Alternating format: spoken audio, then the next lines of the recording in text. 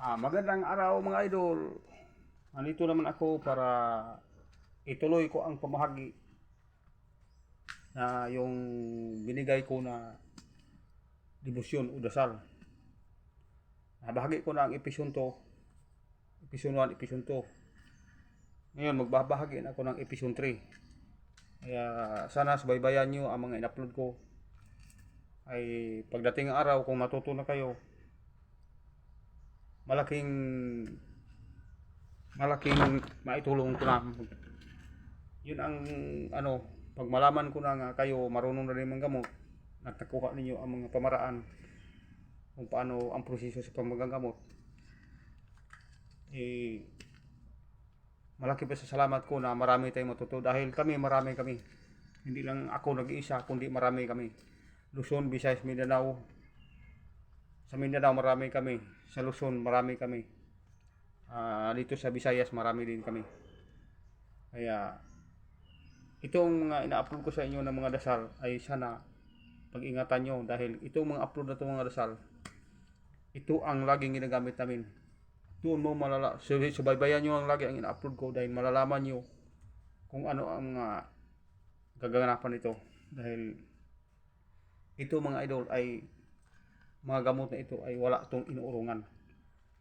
Mangkukulaman o mambabarang o mga aswang o elemento, wala kami inuurungan.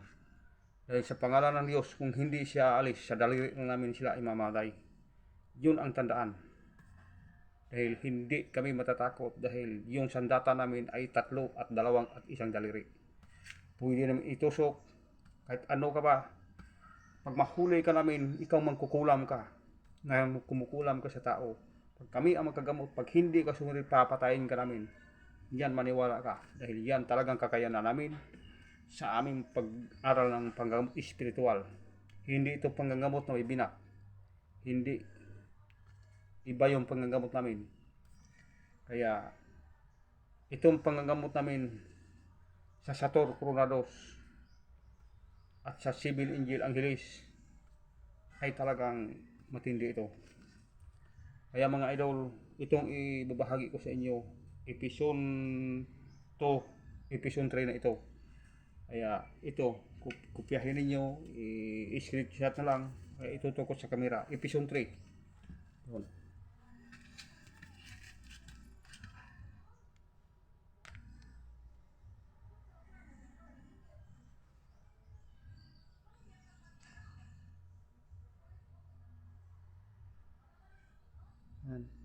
May dugtong ko to idol.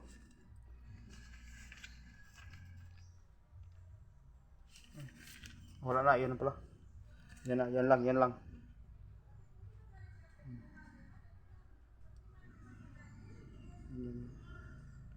Yan. Episode 3 yan, episode 3. Abangan nyo ang pag-upload ko ng episode 4. Yung episode 4.